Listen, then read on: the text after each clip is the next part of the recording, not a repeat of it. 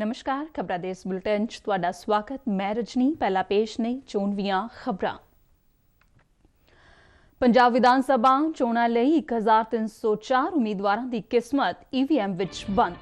इक्का दुक्का घटनावां नूं छड्ड के सूबे विच वोटां पाउण दा काम अमन अमान नाल पूरा होया। चोण कमिशन मुताबिक 69% तो वध पोलिंग दर्ज। मुख चोण अधिकारी डॉक्टर एस करुणा राजू ने शांतिपूर्ण ढंग नाल वोटां पाउण लई पंजाब दे लोकां दा कीता धन्नवाद। प्रधानमंत्री नरेंद्र मोदी अज सिक्ख्या ते हुनर सैक्टर लई एक वैबनार नूं संबोधन करनगे।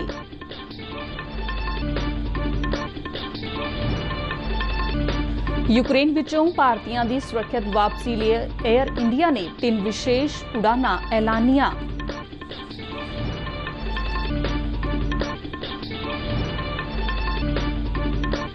कोलकाता विच खेडे गए लड़ी के तीजे और आखिरी T20 मैच विच भारत ने वैस्ट इंडीज़ नूं 17 दौड़ां दे फर्क नाल हरा के लड़ी 3-0 नाल जिती। हुण खबरां विस्तार नाल।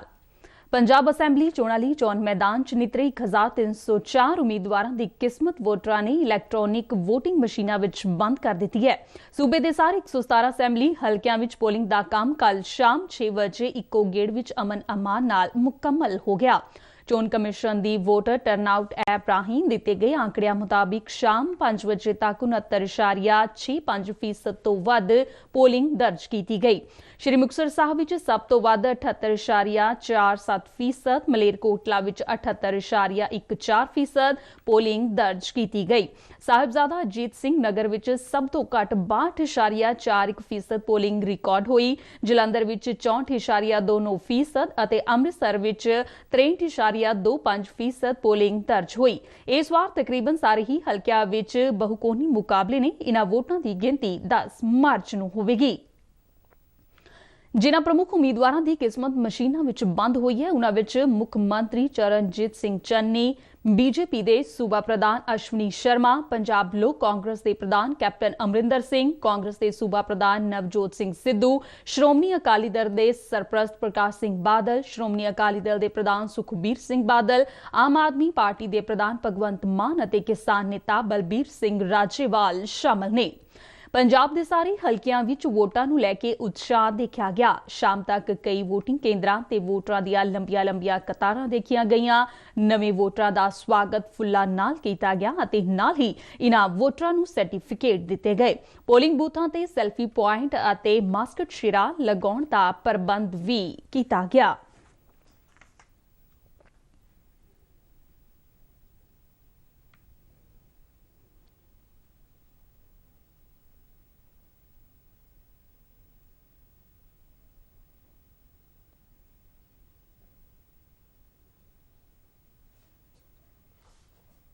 चोण कमिशन ने पहली बार वोटां पाउण वाले वोटरां नूं सन्मानित करन लई पोलिंग बूथां ते विशेष प्रबंध कीते सन।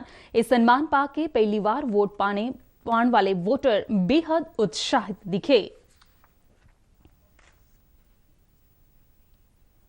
फंडामेंटल राइट है तो सानू इन्हें यूटिलाइज करना चाहिए आ ते सानू एक्चुअली जेडे लीडर सानू रिप्रेजेंट करते हैं सानू उन्हां नूं जे चुनन दा हक दिता सानू उन्हें यूटिलाइज करना चाहिए। की उम्मीद करते हो जेडे लीडर बनते आगे जाते हैं? डेफिनेटली जेडे उन्होंने सारे मतलब सानू वादे कीते मैं ये उम्मीद करती हूँ कि सानू पूरे करन। सानू जो मतलब कि यूथ एज ए यूथ मैं तो यही मानती हूँ कि सानू जॉब्स प्रोवाइड करन, सानू वधिया एजुकेशन देन, यही सारियां चीज़ां असीं उम्मीद करते हैं। तो अंदर जब मैं वोट डाल रहा था तो उन्होंने सर्टिफिकेट भी दिया साथ में। हाँ जी अच्छा लग रहा है। अब 18+ हो गए हैं तो एक वोट डालने के लिए जो एज रिक्वायरमेंट है तो उसको पास करके अच्छा लग रहा है। हम भी वोट डाल सकते हैं और अपने हिसाब से अपना लीडर चुन सकते हैं। कि मैं ये करते हैं कि जिन्होंने भी लोग वोट करन दे आ मतलब कि सारे सही नूं करन ते अगे उन्हां लई वधिया ही करन पब्लिक लई, क्योंकि पब्लिक नूं बहुत एक्सपेक्टेशन है उन्हां तो ते उम्मीद करदी है कि वो पूरी मतलब वधिया करूंगे उन्हां लई। मैं पहली बार वोट डालने वाला हूं और मैं वोट उसको डालना चाहूँगा जो हमारे देश के लिए और पंजाब के लिए कुछ करेगा और जो युवाओं को नौकरी देगा। मुझे पहली बार वोट डाल के काफ़ी अच्छा लग रहा है। बहुत अच्छा लग रहा है। फर्स्ट टाइम पोलिंग एजेंट और फर्स्ट टाइम वोट करके बहुत अच्छा लग रहा है। वोट का फ़ायदा मतलब एक अच्छा मतलब हम चूज़ कर सकते हैं एक पार्टी को जो कि आगे रूल कर सके।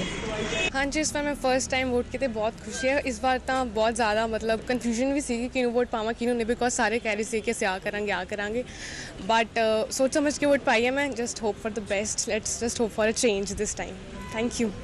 मैं पहली बार वोट पाई है, मैंने बहुत माण महसूस हो रहा है कि मैं वोट पाई है। अज मैं पहली बार वोट पाई है तो मैंने बहुत माण फील हो रहा है कि मैं अज वोट पाई है। ਹਾਂ ਡਿੰਪਲ ਜੀ, ਤੁਸੀਂ ਇੱਥੇ BLO ਜਿਹੜੇ ਫਸਟ ਟਾਈਮ ਵੋਟਰ ਹੈ ਜਾਂ ਦਿਵਿਆਂਗ ਵੋਟਰ ਹੈ ਉਹਨਾਂ ਵਾਸਤੇ ਤੁਸੀਂ ਕਿਸ ਤਰ੍ਹਾਂ ਦੀਆਂ ਸੁਵਿਧਾਵਾਂ ਦੇ ਰਹੇ ਹੋ? ਅਸੀਂ ਜੀ ਇੱਥੇ ਇੱਕ ਤਾਂ 67 ਨੰਬਰ ਮੇਰਾ ਬੂਥ ਹੈ, ਉਹ ਮਾਡਲ ਬੂਥ ਹੈ ਕਰਤਾਰਪੁਰ ਦਾ, ਤੇ ਅਸੀਂ ਇੱਥੇ ਜਿਹੜੇ ਨਿਊ ਵੋਟਰਸ ਪਹਿਲੀ ਵਾਰੀ ਵੋਟ ਪਾ ਰਹੇ ਨੇ ਉਹਨਾਂ ਨੂੰ ਗੁਲਾਬ ਦਾ ਫੁੱਲ ਤੇ ਸਰਟੀਫਿਕੇਟ ਦੇ ਰਹੇ ਆ। ਜਿਹੜੇ ਦਿਵਿਆਂਗ ਵੋਟਰਸ ਨੇ ਉਹਨਾਂ ਨੂੰ ਵੀ ਗੁਲਾਬ ਦਾ ਫੁੱਲ ਤੇ ਹਾਰ ਪਾ ਕੇ ਸਨਮਾਨਿਤ ਕਰ ਰਹੇ ਆ, ਉਹਨਾਂ ਨੂੰ ਫੁੱਲ ਵਰਸ਼ਾ ਕਰ ਰਹੇ ਉਹਨਾਂ ਦੇ ਉੱਤੇ। ਉਹਨਾਂ ਵਾਸਤੇ ਕਾਫੀ ਫੈਸਿਲਿਟੀਆਂ ਅਸੀਂ ਦਿੱਤੀਆਂ ਹੋਈਆਂ ਨੇ। ਮਾਡਲ ਬੂਥ ਨੂੰ ਅਸੀਂ ਦੇਖੋ ਕਿੰਨਾ ਵਧੀਆ ਬਣਾਇਆ ਹੋਇਆ ਉਹਨਾਂ ਵਾਸਤੇ।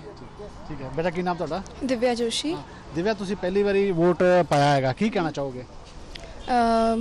ਇਹ ਬਹੁਤ ਜ਼ਿਆਦਾ ਨਿਊ ਫੀਲਿੰਗ ਸੀ, ਲਾਈਕ मतलब समझ नहीं लगती कई बार, बट हौली हौली करके will come to know about all the. ਤੇ ਜਿਸ ਤਰ੍ਹਾਂ ਵੋਟ ਪਾਣਾ ਸੀ ਉਸ ਤੋਂ ਪਹਿਲਾਂ ਸੀਗਾ ਕੋਈ ਡਰ, ਕੋਈ ਕਿ ਕਿਸ ਤਰ੍ਹਾਂ ਹੋਏਗਾ? ਹਾਂਜੀ ਹਾਂਜੀ ਸੀਗਾ ਡਰ, ਬਟ ਜਿਹੜੇ ਅੰਦਰ ਬੈਠੇ ਸੀ ਉਹਨਾਂ ਨੇ ਕਾਫੀ ਹੈਲਪ ਕੀਤੀ, ਲਾਈਕ ਤੁਸੀਂ ਕਿੱਦਾਂ ਕਰਨਾ, ਸੋ ਦੈਟਸ ਇਟ। ਤੇ ਤੁਹਾਨੂੰ ਇਹਦਾ ਸਰਟੀਫਿਕੇਟ ਵੀ ਮਿਲਿਆ ਹੈਗਾ, ਕੀ ਮਹਿਸੂਸ ਕਰਦੇ ਹੋ? ਨਾਈਸ, ਵਧੀਆ ਮਹਿਸੂਸ ਕਰ।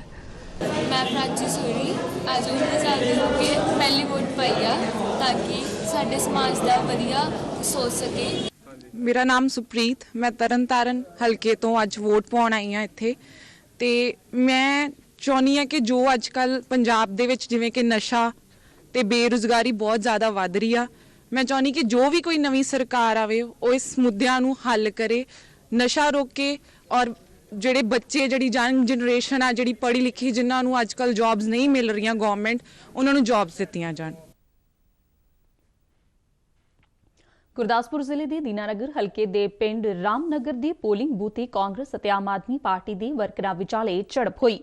ਪਠਾਨਕੋਟ ਦੇ ਵਾਰਡ ਨੰਬਰ 16 ਦੇ 3 ਬੂਥਾਂ ਤੇ ਬੀਜੇਪੀ ਅਤੇ ਕਾਂਗਰਸ ਵਰਕਰਾਂ ਵਿਚਾਲੇ ਗਰਮਾ ਗਰਮੀ ਹੋਈ। ਜਾਣਕਾਰੀ ਮਿਲਣ ਤੇ ਬੀਜੇਪੀ ਦੇ ਸੂਬਾ ਪ੍ਰਧਾਨ ਅਤੇ ਪਾਰਟੀ ਉਮੀਦਵਾਰ ਅਸ਼ਵਨੀ ਸ਼ਰਮਾ ਮੌਕੇ ਤੇ ਪੁੱਜੇ। ਦੋਵਾਂ ਧਿਰਾਂ ਵਿਚਾਲੇ ਤਿੱਖੀ ਬਹਿਸਬਾਜ਼ੀ ਹੋਈ, ਜਿਸ ਨੂੰ ਪੁਲਿਸ ਨੇ ਸ਼ਾਂਤ ਕਰਵਾਇਆ। ਤਰਨਤਾਰਨ ਦੇ ਬੂਥ ਨੰਬਰ 147 ਤੇ ਕਾਂਗਰਸ ਉਮੀਦਵਾਰ ਡਾਕਟਰ ਧਰਮਵੀਰ ਅਗਨੀਹੋਤਰੀ ਦੇ ਹਿਮਾਇਤੀਆਂ ਨੇ ਇੱਕ ਮਹਿਲਾ ਮੁਲਾਜ਼ਮ ਨੂੰ ਸ਼੍ਰੋਮਣੀ ਅਕਾਲੀ ਦਲ ਦੇ ਹੱਕ ਵਿੱਚ ਵੋਟਿੰਗ ਕਰਨ ਲਈ ਦਬਾਅ ਬਣਾਉਣ ਦਾ ਦੋਸ਼ ਲਗਾਇਆ।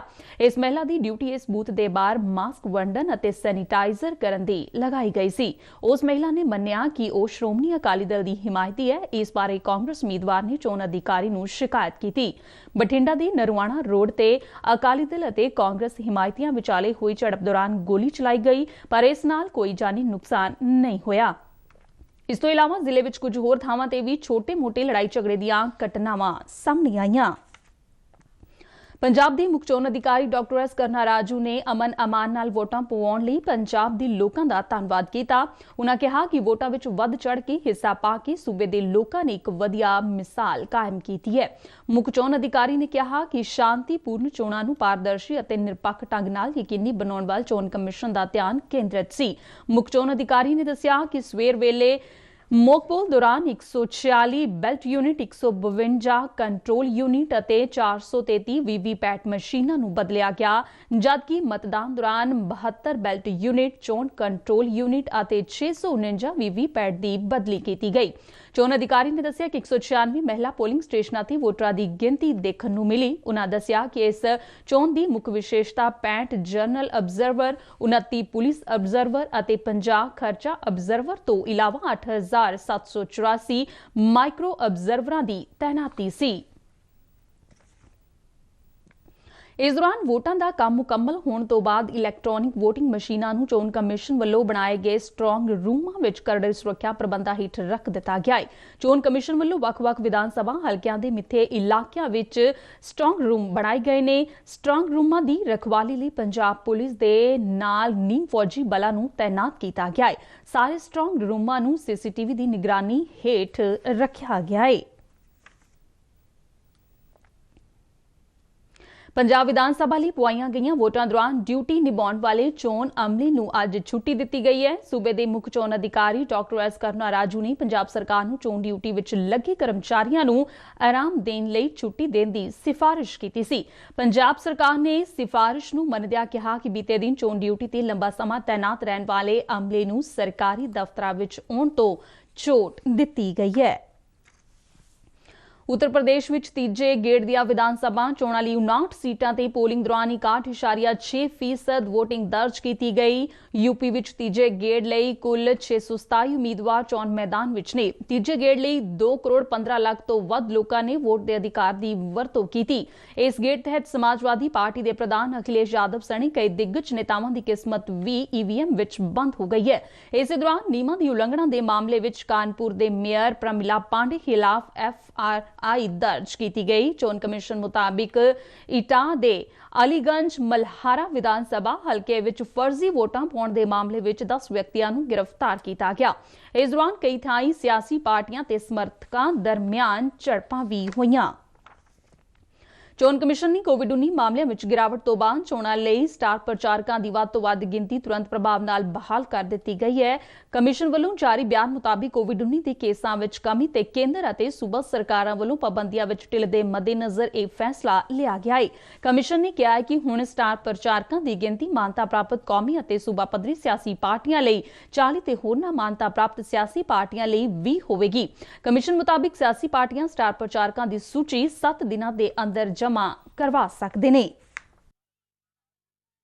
ਅੱਜ ਸਿੱਖਿਆ ਅਤੇ ਹੁਨਰ ਸੈਕਟਰ ਲਈ ਵੈਬਨਾਰ ਦੇ ਵਿਸ਼ੇਸ਼ ਸੈਸ਼ਨ ਨੂੰ ਸੰਬੋਧਨ ਕਰਨਗੇ। ਸਿੱਖਿਆ ਮੰਤਰਾਲੇ ਵੱਲੋਂ ਕਰਵਾਏ ਜਾਣ ਵਾਲੇ ਇਸ ਵੈਬਨਾਰ ਵਿੱਚ ਕੇਂਦਰੀ ਬਜਟ 2022 ਵਿੱਚ ਕੀਤੇ ਗਏ ਐਲਾਨਾਂ ਬਾਰੇ ਚਰਚਾ ਕੀਤੀ ਜਾਵੇਗੀ। ਵੱਖ-ਵੱਖ ਜਨਤਕ ਤੇ ਪ੍ਰਾਈਵੇਟ ਸੈਕਟਰਾਂ ਦੇ ਮਾਹਿਰਾਂ ਸਣੇ ਸਿੱਖਿਆ ਅਤੇ ਸਨਅਤ ਖੇਤਰ ਦੇ ਨੁਮਾਇੰਦੇ ਵੀ ਇਸ ਵੈਬਨਾਰ ਵਿੱਚ ਭਾਗ ਲੈਣਗੇ। ਵੱਖ-ਵੱਖ ਵਿਸ਼ਿਆਂ ਤੇ ਕੋਈ 7 ਸੈਸ਼ਨ ਇੱਕੋ ਸਮੇਂ ਆਯੋਜਿਤ ਕੀਤੇ ਜਾਣਗੇ। राष्ट्रपति रामनाथ कोविंद ने कहा कि मनुखता नूं धर्म जां जात दे आधार ते वंडिया नहीं जा सकदा। पुरी विच एक समागम नूं संबोधन करदिआं उन्हां कहा है कि भारतीय सभ्याचार विच लोड़वंदां दी सहायता करन नूं हमेशा तरजीह दित्ती जांदी है। राष्ट्रपति ने कहा कि देश दे वख-वख हिस्सिआं विच वख-वख धार्मिक रिवायतां अते रीति रिवाज नहीं, पर मनुखता नूं एक परिवार मनदिआं सानूं सारिआं दी भलाई लई काम करना चाहीदा है। कोविड दौरान डॉक्टरां, नर्सां अते होर सेहत कर्मचारियां वल्लों निभाईआं गईआं सेवावां दी शलाघा करदिआं राष्ट्रपति रामनाथ कोविंद ने कहा कि इन्हां सेहत योद्धिआं दा समाज दी भलाई लई योगदान मिसाली है। लोक सभा स्पीकर ओम बिरला की अगवाई हेठ संसदी वफद अज तो 25 फरवरी तक संयुक्त अरब अमारात के दौरे ते जा रहा है। भारतीय संसदी वफद की यह फेरी दोवां मुल्कां दरमियान पार्लीमेंटरी डेलीगेशन के आदान प्रदान का हिस्सा है। भारतीय वफद विच Sushil Kumar Modi, doctor MK Vishnu Prasad, P Ravindranath, Shankar Lalwani, doctor Sujay Radha Krishnan, doctor Fauzia Tehseen शामिल ने। यह वफद संयुक्त अरब अमारात की फेडरल नैशनल काउंसलिंग के मुखी सकर गोबाश साहिजादे शेख मुहम्मद बिन जायद अल नाहियान अते संयुक्त अरब अमारात के उपराष्ट्रपति अते प्रधानमंत्री शेख मुहम्मद बिन राशिद अल मखतूम नूं भी मिलेगा। यह वफद आबू धाबी अते दुबई विच कई संस्कृत अते इतिहासिक महत्व वाले स्थानों का भी दौरा करेगा। रूस अते यूक्रेन दरमियान जंग के खदशे के चलदिआं भारतीय नागरिकां दी वतन वापसी लिए एयर इंडिया ने 3 उड़ानां दा ऐलान कीता है। एयर इंडिया वालों 22, 24 अते 26 फरवरी नूं विशेष उड़ानां चलाईआं जाणगीआं। इन्हां उड़ानां लई टिकटां दी बुकिंग एयर इंडिया बुकिंग दफ्तरां, वैबसाइट, कॉल सेंटर अते अधिकारित ट्रैवल एजेंटां राहीं कीती जा सकदी है। इसे दौरान यूक्रेन विच भारतीय दूतघर वालों विद्यार्थियों नूं भारत परतन की सलाह दी सी। एयर इंडिया मुताबिक आउंदे दिनां विच भी यूक्रेन लई होरां दी उड़ानां चलाईआं जाणगीआं। इस दे नाल ही खबरां दा इह बुलेटिन खत्म होया। मैं स्टूडियो तो मास्क लगा के बाहर जा रही हां ते तुसीं भी घरों बाहर निकलण लगे मास्क जरूर पहनो। दिओ आग्या। नमस्कार।